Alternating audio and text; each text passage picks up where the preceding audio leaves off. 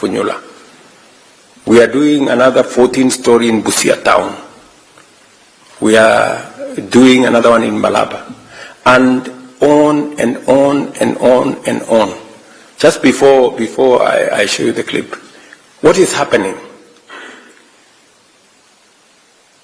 We are now hiring close to 600,000 people. Engineers, architects, quantity surveyors, electricians, plumbers, masons, carpenters, and everybody in between. We have people working in the steel industry, in the cement industry, in our quarries, and everybody in between. By next year, housing will be hiring 1 million people.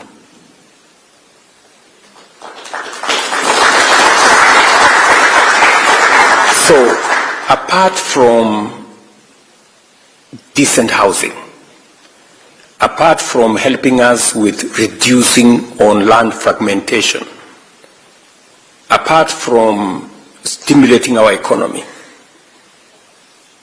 housing is creating opportunities for jobs. And these are only 230,000 units. We have a shortage of 2.5 million housing units, and it is growing.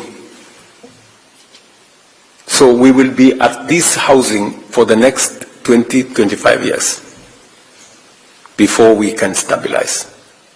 And you know what? We have built this whole big program. Now the contracts we have signed is 600 billion. How much? 600 billion. Housing, markets, hostels, and all of it is our own money. We haven't borrowed from the World Bank. We have not borrowed from nobody. And for your information, if I were to go and borrow 600 billion shillings from the World Bank, I would live in Washington for 10 years to get it. I would need 10 years of letter writing and begging. But we have mobilized our own domestic resources, and Kenya is changing. The skyline of every town is changing. And we have many people working. You know, so I don't mind the names. I don't mind the names. So long as Kenya gets transformed, I'm missing a problem.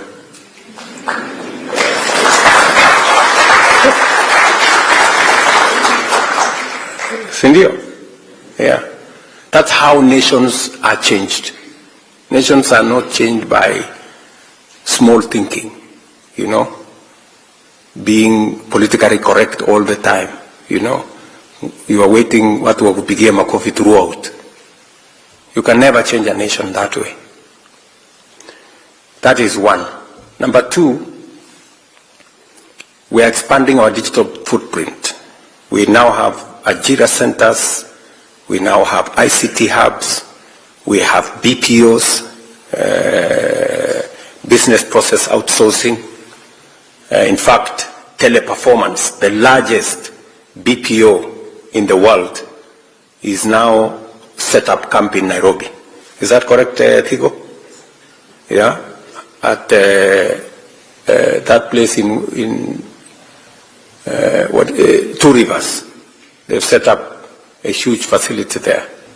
So, and we now have close to 180,000 people working in that ecosystem of digital jobs, because we have streamlined the law around there to make sure it works. That's our second pillar on creating jobs. And we now want to take ICT hubs to every ward in Kenya.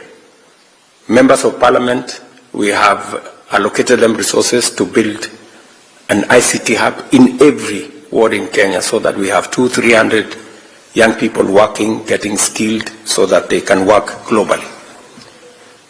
And then number three is what I've just discussed with you, you know, creating a pipeline for Kenyans who want to work abroad, you know, by streamlining visa, making sure that we have a transparent process, signing bilateral labor agreement with different countries, and doing what we must to make sure that we facilitate the diaspora the way we are doing. In the last 3 years, 420,000 Kenyans have joined the diaspora. We now have clear numbers on who is working where, what is their pay, and what is their status.